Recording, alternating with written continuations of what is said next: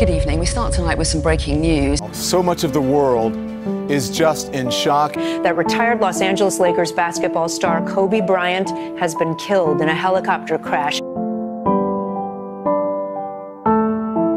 Follow your passion first. When I retired from the game, I sat there asking kind of all the wrong questions. What's the biggest industry I can get into? And it's all the wrong stuff. And you got to sit there and ask yourself, okay, what am I truly passionate about? What do I enjoy doing? And when you feel that way, honestly, you feel like you have never worked a day in your life. It's the most fun thing in the world. You get up in the morning excited about what you're doing. And you got to be really honest with yourself about it. If you wake up in the morning and you're dreading going to work, dude, do something else. Right. Do something else. And those are hard decisions to make, but when you make those decisions, it's a very liberating experience, and you find out that the rewards will come. I think the best way to prove your value is to work, is to learn, is to absorb, to be a sponge. But you always want to outwork your potential. As hard as you believe you can work harder than that.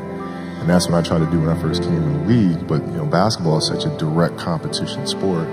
And me coming in at 17, I hated when my teammates would say, I get hit with an elbow. Right? Shaq would hit me with an elbow in practice. And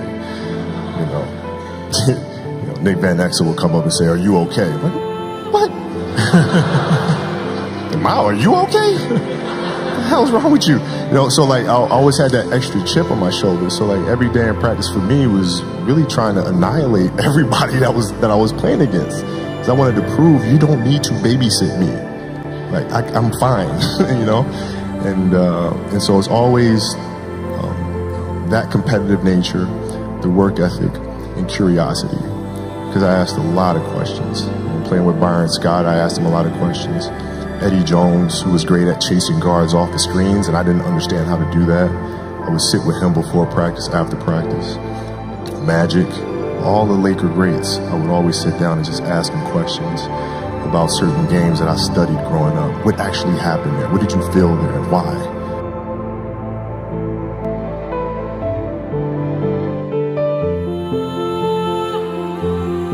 If your job is to try to be the best basketball player you can be, right? To do that, you have to practice, you have to train, right? You want to train as much as you can, as often as you can.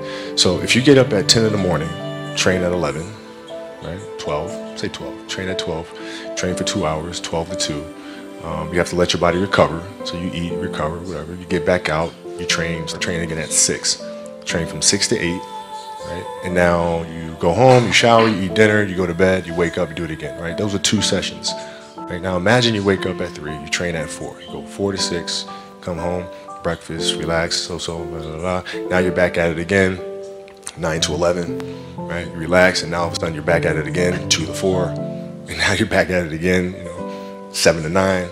Look how much more training I have done by simply starting at 4, right? And so now you do that. And as the years go on, the separation that you have with your competitors and your peers just grows larger and larger and larger and larger and larger. And by year 5 or 6, it doesn't matter what kind of work they do in the summer, they're never going to catch up because they're 5 years behind.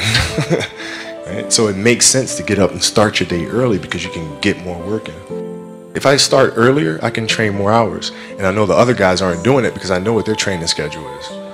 Right? So I know if I do this consistently over time, the gap's just going to widen and widen and widen and widen and widen, and they won't be able to get that back.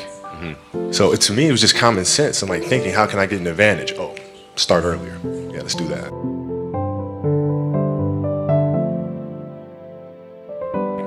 How do you develop that, or where do you learn that from? Well, I think it's just it's just a matter of what's important to you.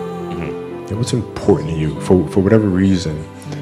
I felt like I didn't feel good about myself if I wasn't doing everything I could to be the best version of myself. If I felt like I left anything on the table, it would eat away at me. I wouldn't be able to look myself in the mirror. Right? So the reason why I can retire now and be completely comfortable about it, because I know that I've done everything I could to be the best basketball player I could be.